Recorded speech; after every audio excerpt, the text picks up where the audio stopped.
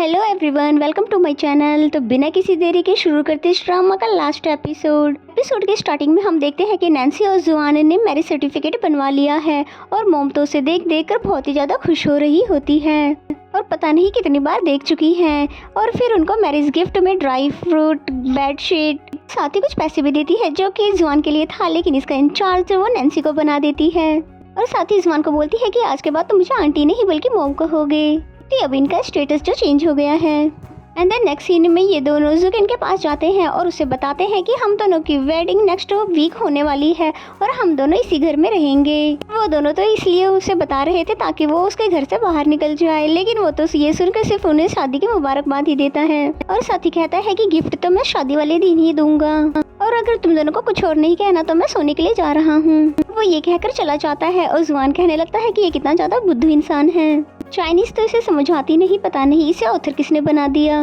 And then next scene में miss येकिन को दिखाते हैं जो कि जुगन को लेने के लिए आई हुई थी और यकीनन ये खुद तो नहीं जा रहा, इसलिए नैन्सी ने येकिन से कहा था और जुगन तो बिल्कुल बच्चा बन गया और इन दोनों की बातें तो उन्हें समझ ही नहीं आ रही थी या फिर वो समझना ही नहीं चाहता था। फिर जाने से पहले येकिन नैन्सी को जुआन के साथ हैप्पी टाइम स्पेंड करने के लिए कहती है और ये बात सुनकर जुआन भी बहुत ज्यादा खुश हो जाता है क्योंकि फाइनली उसके दिल की बात जो हो गई है जुकेन को उसके घर से निकालने की। जुकेन को तो लगता है कि ये अपने घर लेकर जा रही है, लेकिन येकिन उसको उसके ही घर पर ले आती है जो कि इसने बेच दिया था और फिर बताती है कि मैं इस घर को कैसे बेचने देती क्योंकि तुम्हें इससे तो ज्यादा प्यार था और मैंने इसे दोबारा तुम्हारे लिए खरीद लिया। ये बात सुनकर तो जुकेन भी खुश हो जाता है और फिर ये दोनों अंदर आते हैं। येकिन बताती है कि मेरे पास तुम्हारे लिए एक जॉब है पर इसके लिए तुम्हें पे नहीं किया जाएगा और तुम्हें ये मटेरियल निकालना है। अगर तुमने 3 बार ट्राई करने पर उसे निकाल लिया तो तुम्हें ये जॉब मिल जाएगी, वरना फिर तुम्हारी खुद की मर्जी। और येकिन उस गिफ्ट को निकालने लगती है और जबकि जुकेन तो पुरानी बातों को याद करने लगता है। जब उसने पहली बार अपनी कंपनी बनाने का डिसाइड किया था तब से लेकर आज तक येकिन ने हमेशा उसका साथ दिया और इस दौरान तो काफी उतार चढ़ाव आए और बहुत कुछ बदला, लेकिन येकिन की फीलिंग उसके लिए कभी भी नहीं बदली और उसने तो गिफ्ट निकालने के 2 चांसेस खो दिए, जिस पे जुकेन सोचने लगता है कहीं वो तीसरा चांस भी ना खो दे और मैं कुंवारा ही नहीं मर जाऊं। इसलिए वो खुद ही गिफ्ट निकाल कर उसे देने लगता है क्योंकि बात अभी येकिन की है, इसलिए भले ही वो जान दे लेकिन वो हार नहीं मानेगा और उसने फर्स्ट अटेम्प्ट में ही गिफ्ट निकाल कर दे दिया, जिस पे येकिन जल्दी जल्दी से खोलने लगती है और हम देखते हैं कि वो एक रिंग थी, यानी कि येकिन चाहती है कि वो उसको शादी के लिए प्रपोज करे और हमें पता है जुकेन भी यही चाहता था। और फिर जुकेन ने उसको अपनी लाइफ में आने के लिए थैंक यू कहा, उसका ध्यान रखने के लिए, साथ में उसके रहने के लिए भी और साथ ही वो उसको शादी के लिए भी प्रपोज कर देता है, जिस पे येकिन ने भी हाथ आगे बढ़ा दिया और फाइनली इन दोनों के बीच में किस होती है। एंड देन नेक्स्ट सीन में हमें नैन्सी और जुआन के वेडिंग के डे दिखाया जाता है। यहाँ पर ये तीनों सिंगल तो बस जेलस ही हो रहे थे। फिर जिया कहने लगती है कि देख लेना नेक्स्ट वेडिंग तो मेरी ही होगी। पीछे से येकिन आते हुए कहती है कि ये तो तब डिसाइड होगा जो कि ब्राइड की बुके पकड़ लेगी और ये कहकर येकिन नैन्सी से मिलने के लिए उसके रूम में जाने लगती है, जहाँ पर जुकेन भी उसके पीछे पीछे आने लगता है, जिस पे येकिन ने उसे रोक दिया ये बोलते हुए कि ब्राइड के रूम में लड़के नहीं जा सकते, इसलिए तुम यहीं पर रहकर इनके साथ बातें करो और इनसे फोटो खिंचवाओ। वो लोग भी समझ जाते हैं कि जुकेन जितना ज्यादा उनसे चिपक रहा है इसका मतलब तो नेक्स्ट शादी इन्हीं की होने वाली है। और फिर हम देखते हैं कि यंग कपल जो कि इनकी रिंग लेकर आते हैं और सामने ही जुआन खड़ा था काफी सज धज कर। एंड देन फिर एंट्री होती है हमारी ब्राइड की, जो कि नैन्सी आते हुए सभी इस जुआन के साथ बिताई हुई मेमोरीज को याद कर रही थी, हर वो मोमेंट जिसमें इन्होंने साथ में टाइम बिताया था और दिल ही दिल में उसको अनफॉरगेटेबल लव बनने के लिए थैंक्स भी करती है। फिर मॉम उसको जुआन के पास लाते हुए बताती है कि मेरी बेटी थोड़ी सिली, थोड़ी डम है और भले ही मैं इसकी बायोलॉजिकल मदर नहीं हूँ पर मैंने अपनी पूरी जिंदगी में इतनी सिंपल और प्योर लड़की नहीं देखी। आज मैं इसका हाथ तुम्हारे हाथों में दे रही हूँ, इसका हमेशा ख्याल रखना और इसे बहुत सारा प्यार देना और जो खुशियाँ मैं इसे नहीं दे पाई वो तुम दे देना।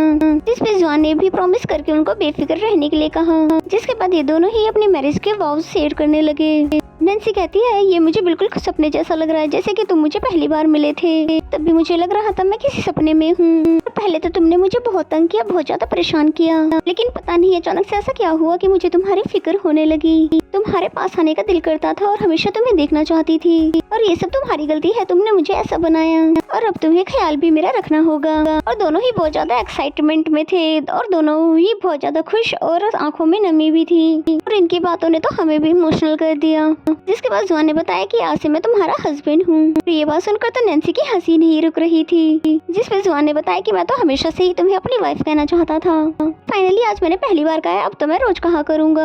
और फिर कहता है मैं बहुत ही चाइल्डिश हूँ, बहुत एरोगेंट हूँ, आई स्वेयर कि तुम्हारे लिए बिल्कुल भी नहीं। और ये सब बताते हुए बेचारा बहुत ज्यादा इमोशनल हो जाता है, इतना कि उसकी आंखों से तो आंसू ही नहीं रुक रहे थे। यहाँ तक कि वो तो अपनी लिखी हुई स्पीच भी भूल गया था। और फिर निकाल कर नैन्सी को सुनाने लगा और उसे यकीन दिलाता है कि तुम्हारे आंखों में कभी भी आंसू नहीं आने दूंगा और वो सारी खुशियाँ देने की कोशिश करूंगा जो तुम डिजर्व करती हो। ये स्पीच कंप्लीट होने के बाद दोनों ने रिंग एक्सचेंज किया और फिर अपनी वेडिंग किस करके कंप्लीट कर ली। तो ये दोनों तो बहुत ज्यादा खुश थे ही, लेकिन इनसे ज्यादा तो इनके ऑफिस के कलीग्स खुश नजर आ रहे थे। एंड देन बुके टॉस करने का सीन आता है जहाँ पर बहुत सारी लड़कियां इकट्ठा हो गई थी। मरिजिया और उफान भी पीछे नहीं रहती और साथ ही वो यंगेस्ट कपल भी शामिल हो जाते हैं जो कि रिंग लेकर आए थे। और फिर जैसे ही नैन्सी ने बुके फेंका तो उस लड़के ने पकड़ लिया और पकड़ते ही अपनी गर्लफ्रेंड को प्रपोज कर देता है कि मैं तुम्हें पसंद करता हूँ। बेचारा न जाने कब से बताने की कोशिश कर रहा था। और अच्छी बात तो ये थी कि वो लड़की भी उसे पसंद करती थी और इंतजार तो बस इस बात का था कि वो कब उसे प्रपोज करे और हाँ कहते। नेक्स्ट सीन में फंक्शन खत्म होने के बाद ये तीनों घर आते हैं और मोमोज के साथ उसका सारा सामान उठाकर ला रही थी, लेकिन अपने साथ नहीं आने देती है, उसको अपने घर जाने के लिए कह रही थी। ये दोनों अब मैरिड है। देन इन दोनों को बेड पर बैठे हुए दिखाया जाता है जहाँ पर ये दोनों ही बहुत ज्यादा शर्मा रहे थे, जैसे कि पहली बार मिले हो। समझ नहीं आते कि क्या बात करे और कहाँ से बातें स्टार्ट करें। फिर नैन्सी ने ही ब्रेव बनकर उसे किस कर दिया। एंड देन नेक्स्ट सीन में नैन्सी अपने डैड से मिलने के लिए जुआन को लेकर आई थी, जहाँ जुआन उन्हें बताता है कि मैंने आपकी बेटी से शादी कर ली है और मैं जानता हूँ कि आपको मुझसे प्रॉमिस चाहिए कि मैं हमेशा आपकी बेटी को खुश रखूं। मैं वादा करता हूँ कि मैं आपकी बेटी का सबसे ज्यादा ख्याल रखूंगा। और फिर सियाचुन से कहने लगता है कि मैं जानता हूँ कि तुम्हारी क्या विशेष थी, इसलिए मैं तुम्हारे लिए वो सारी विशेष पूरी करूंगा।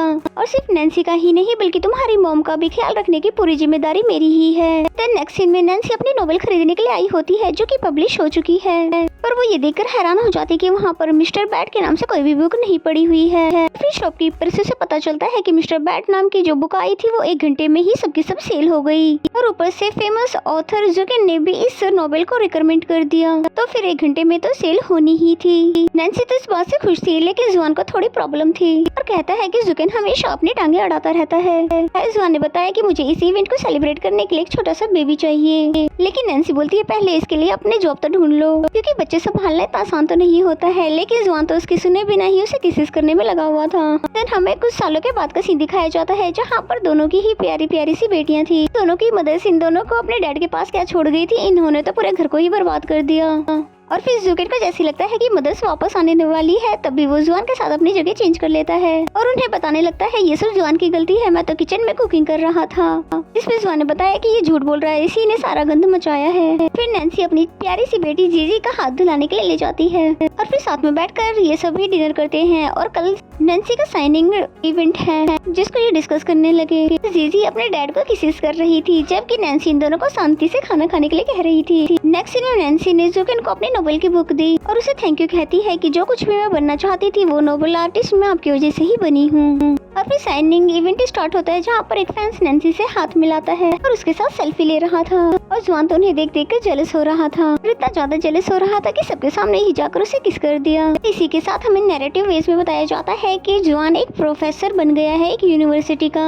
नेक्स्ट सीन में वापस जाते हुए जीजी फेरी फाउंटेन के बारे में पूछ रही थी, यहाँ पर सच में फेरी रहती है, जिसपे नैन्सी ने बोला कि इसके बारे में तो मैं नहीं जानती, लेकिन इसके साथ यहाँ पर हमारी बहुत सारी मेमोरीज है और यहीं पर मैं तुम्हारे डैड से फर्स्ट टाइम मिली थी। जुआन ने उसे गोद में उठा लिया और फिर बातें करते हुए वो घर जाने लगे। और यहाँ पर हमारा नोवेल खत्म होता है, वो नोवेल जो कि नैन्सी ने लिखा था। हमें पता चलता है कि हमारी पूरी सीरीज एक नोवेल थी जो कि नैन्सी ने लिखा था और उसमें से कुछ भी रियल नहीं था। तभी ऑडियंस में से उसे कोई क्वेश्चन करता है कि तुमने ऐसा फैंटेसी वाला नोवेल क्यों लिखा और क्या रियलिटी में भी ऐसा हो सकता है। नैन्सी ने कहा कि मैं उन लोगों को उम्मीद दिलाना चाहती हूँ जिन्होंने अपने प्यार को खो दिया है और जरूरी नहीं है कि जो हमारी लाइफ में नहीं रहे हमने हमेशा के लिए उसे खो दिया है। और अगला सवाल पूछा जाता है क्या तुम्हारी लाइफ में भी कोई जुआन है, जिसपे नैन्सी ने बोला कि ऐसी फैंटेसी चीज मेरी लाइफ में कभी भी नहीं हुई। और दूसरी चीज तो ये है कि हमारे रियल वर्ल्ड में टाइम ट्रेवल जैसी कोई भी चीज नहीं है और भले ही मेरे पास कोई जुआन नहीं है, लेकिन मेरे बचपन का प्यार मेरा हस्बैंड जियाओजिन है और वो यूनिवर्सिटी में प्रोफेसर है और एक सेमिनार अटेंड करने की वजह से यहाँ पर नहीं आ सका,